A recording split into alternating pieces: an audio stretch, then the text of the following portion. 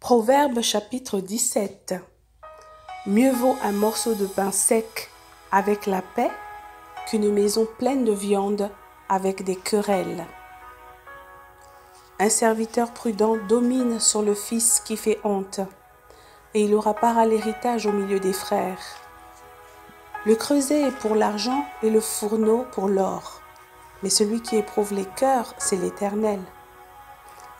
Le méchant est attentif à la lèvre inique, le menteur prête l'oreille à la langue pernicieuse. Celui qui se moque du pauvre outrage celui qui l'a fait. Celui qui se réjouit d'un malheur ne restera pas impuni. Les enfants des enfants sont la couronne des vieillards, et les pères sont la gloire de leurs enfants. Les paroles distinguées ne conviennent pas à un insensé, combien moins à un noble les paroles mensongères.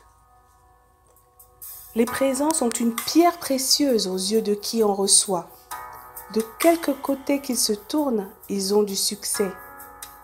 Celui qui couvre une faute cherche l'amour, et celui qui la rappelle dans ses discours divise les amis. Une réprimande fait plus d'impression sur l'homme intelligent que 100 coups sur l'insensé. Le méchant ne cherche que révolte, mais un messager cruel sera envoyé contre lui. Rencontre une ours privée de ses petits plutôt qu'un insensé pendant sa folie. De celui qui rend le mal pour le bien, le mal ne quittera point la maison.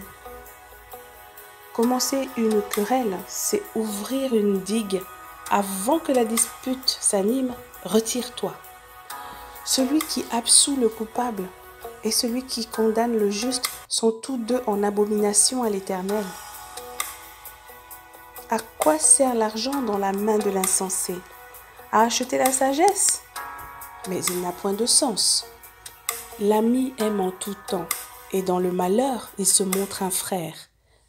L'homme dépourvu de sens prend des engagements, il cautionne son prochain. Celui qui aime les querelles aime le péché. Celui qui élève sa porte cherche la ruine. Un cœur faux ne trouve pas le bonheur, et celui dont la langue est perverse tombe dans le malheur.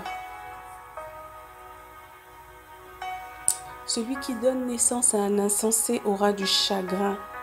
Le père d'un fou ne peut pas se réjouir. Un cœur joyeux est un bon remède, mais un esprit abattu dessèche les os. Le méchant accepte en secret des présents pour pervertir les voies de la justice. La sagesse est en face de l'homme intelligent, mais les yeux de l'insensé sont à l'extrémité de la terre. Un fils insensé fait le chagrin de son père et l'amertume de celle qui l'a enfanté.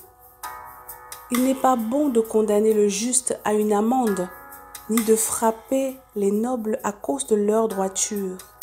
Celui qui retient ses paroles connaît la science, et celui qui a l'esprit calme est un homme intelligent.